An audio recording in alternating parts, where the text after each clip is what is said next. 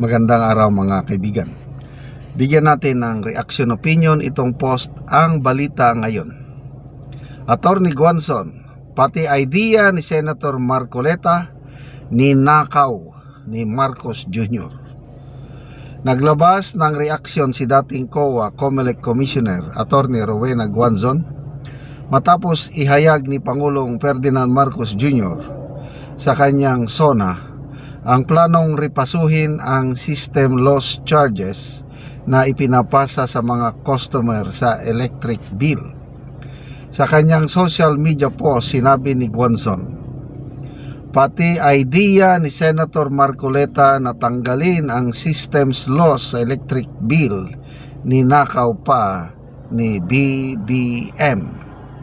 Ang tinutukoy ni Attorney Guanzon ay ang panukalang Systems Loss Limitation Act ni Senator Rodante Marcoleta na inihain sa Senado noong Mayo 2026. Layunin nitong ibaba sa 1% ang recoverable system loss charges na maaaring ipasa sa mga consumer at tuluyang ipagbawal ang pagpasa ng non-technical system losses tulad ng fill parades, billing errors at meter misreading sa mga nagbabayad ng kuryente.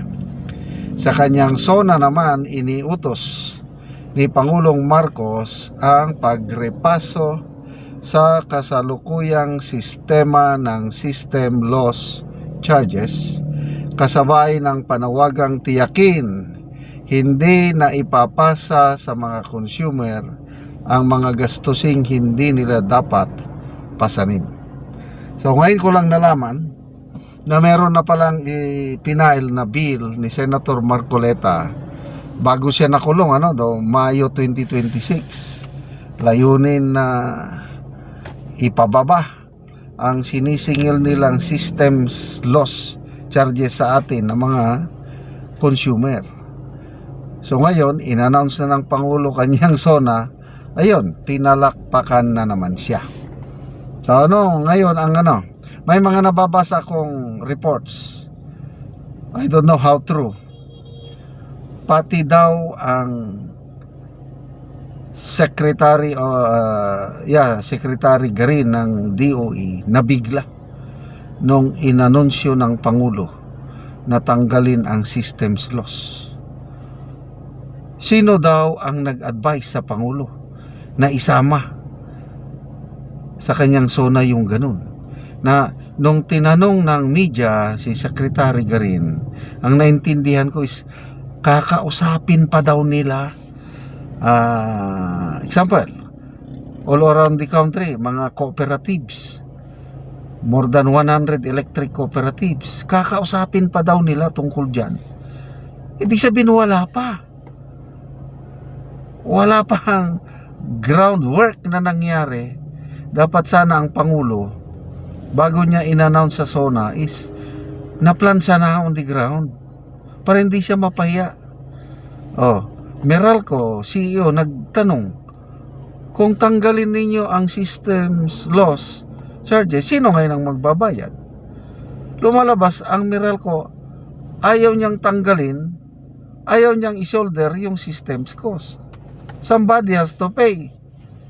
Again, mahuhulog na naman ito sa ang haba-habang listahan ng mga pangako ni Presidente sa SONA na hindi natutupad. Narinig ko si Congressman Edgar Erese, sabi niya, bola lang yan. It's not feasible. Hindi daw makatotohanan na matanggal ang systems loss charges. And I agree. Nung narinig ko nga yung si Secretary Garin na sumagot sa tanong ng media, sabi ko wala na ito. Mag-uusap pa daw. Kakausapin pa. Sabi ni Congressman Egay, may listahan daw siya sa mga pangako ni Pangulong Marcos Jr. sa kanyang mga SONA. Dalawa lang daw ang natupad. Ano ba yung kalimutan ko na yung dalawa lang na mga minor ano lang. Minor lang yung natupad niya, mga malalaking zona. Example, 1 million houses per year ang ipapatayo or 6 million houses hanggang 2028. So, zona niya yan eh. So ngayon, naka 4 years na siya, nasa 400,000 na bahay pa lang ang kanyang naipapatayo. Ganyan katindi ang presidente natin pag magsalita, parang high na basta importante may masabi siya. Ba't hindi niya inisip yung reality on the ground, kaya bang ipatupad? Wala. Ang kanya lang importante may mabitiwan siyang salita. Malala ko tuloy nung kampanyahan nung last year, ang yabang niyang nagsalita sa bago ako bumaba sa pwesto sa 2028, magkakaroon na tayo ng subway. Yun bang train na dumadaan sa ilalim ng lupa? Ang ganda yung ganong pangako, but on the ground hindi niya alam. Mismo ang DOTR Secretary Vince Dizon pa no, nagsabi, it's not possible. Hindi kaya sa 2028. Sinigundahan ng DepDep or NEDA Secretary, hindi rin pwede dahil delayed ng schedule dahil kakulangan ng funding. Mga ganon. So, sorry na lang. Senator Marcoleta, naunahan na kayo ng presidente. Kayo, naghihirap kayo dyan. Sabi nga ng Senator Marcoleta is, hindi ako ang nakakulong dito, ang taong bayan ang nakakulong. Correct. Yung tayong mga bumoto sa kanya, parang tayo ang nakakulong. But anyway, may hangganan ang lahat. There will always be a day of reckoning. Sandali na lang yan, 2028 is coming. Salamat mga kaibigan sa inyong pagsubaybay sa channel nito.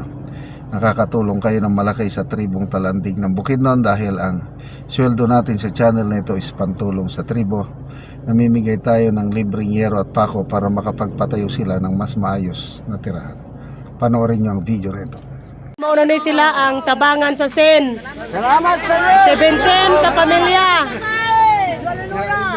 So mauna ni ang mga yero nga ipantabang sa mga tao. Bantay! Salamat, Lord!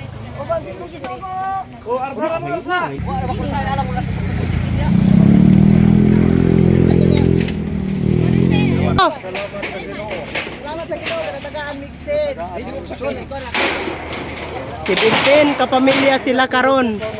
Ang matabangan o gero.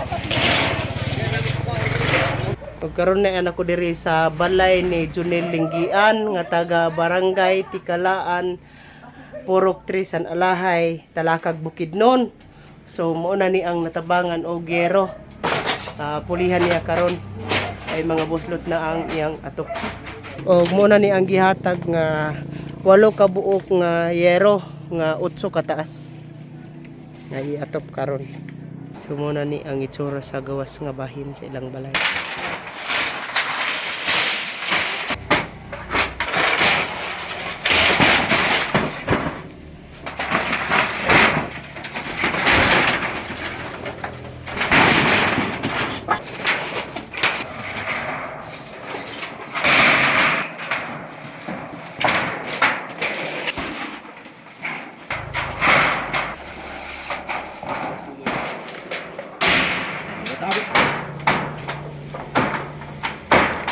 Ug karon human na sa pag-atop ang ginatabang nga yero.